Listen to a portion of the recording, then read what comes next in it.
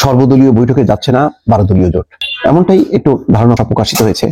তার ব্যাপারে শুধু 12 দলীয় জোট না, তাদের যে প্রধান মিত্র বিএনপিরও আপত্তি আছে এলডিপিও যাচ্ছে না বৈঠকে বাড়বে, কিন্তু তারা তাদের অবস্থানটা যেটি ধারণা করা হচ্ছে বলবে যে তারা এই বিষয়ে এখনো বিশ্লেষণ বা পর্যালোচনা শেষ হয়নি, বরং যেটি অনেকে বলছেন যে তারা নির্বাচনের তারিখ ঘোষণার ব্যাপারে চাপ দেবে, যেটা বলেছে তারা জুলাই আগস্টেই নির্বাচন সম্ভব, সেই ব্যাপারেই তাদের মনোভাবটা ব্যক্ত করবে।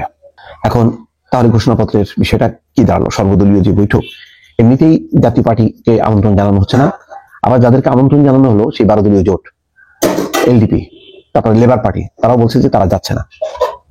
এই খবরটি এসছে আজকেই, এই বৈঠক হবার কথা, সেটার ব্যাপারে তারা বিকেল 4টায় তারা সংবাদ সম্মেলন করে সেই বিষয়টি পরিষ্কার করবে।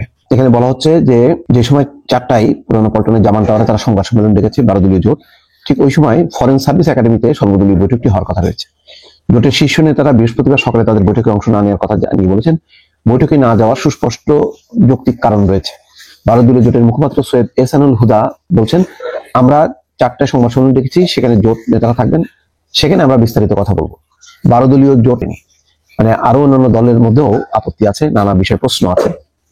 শেষ পর্যন্ত এটি সর্বদলীয় বৈঠক হবে কিনা এটা নিয়ে একটা সংশয় দেখা দিয়েছে। জুলাই গণঅভ্যুত্থানের ঘোষণাপত্র চূড়ান্ত করার লক্ষ্যে রাজনৈতিক দল এবং অন্যান্য অংশীজনের সাথে বৃহস্পতিবার সর্বদলীয় বৈঠক ডাকা হয়েছে, যেখানে অন্তর্বর্তী সরকারের প্রধান উপদেষ্টা ডক্টর মোহাম্মদ ইউনূস থাকবেন। জানা গেছে, জুলাই গণঅভ্যুত্থানের ঘোষণাপত্রের বিষয়বস্তু নিয়ে বিএনপি ও তাদের আন্দোলনের শরীরদের দ্বিমত রয়েছে। বিএনপি সূত্র বলছে, সরকারের দেয়া খসড়া ঘোষণাপত্রের বেশ কিছু বিষয়ে দলটি একমত নয়। তাছাড়া বিএনপির দাবির পরিপ্রেক্ষিতে দায়সারাভাবে গত 15 বছরের গুম খুন নির্যাতনের চিত্র তুলে ধরা হয়েছে বলে মনে করছে দলটি।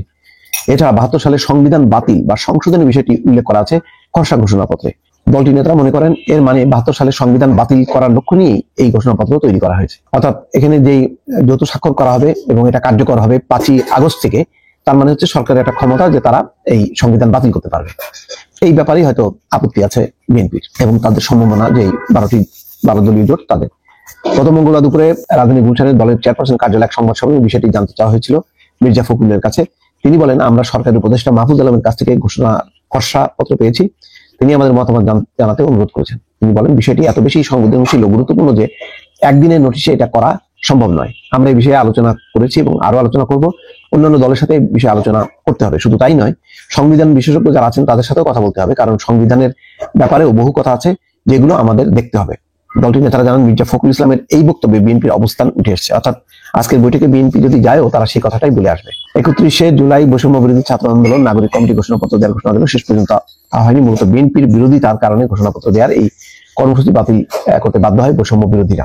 তারপরে যে খসড়া তৈরি করা হয়েছে সেই খসড়ার যৌথ ঘোষণা, সেই ঘোষণার জন্য সর্বদলীয় বৈঠক, সেই বৈঠকের যে বিষয়বস্তু সেখানে আনা হয়েছে, তার সাথে বিএনপি একমত না, এটা বোঝাই যাচ্ছিল শুরু থেকেই, এবং দেখা যাচ্ছে যে তার যারা সমর্থক যে দলগুলো তারাও কিন্তু দ্বিমত করে এসছে। ফলে এখনো বাম গণতান্ত্রিক দল যারা, তাদের মনোভাব বোঝা যায়নি।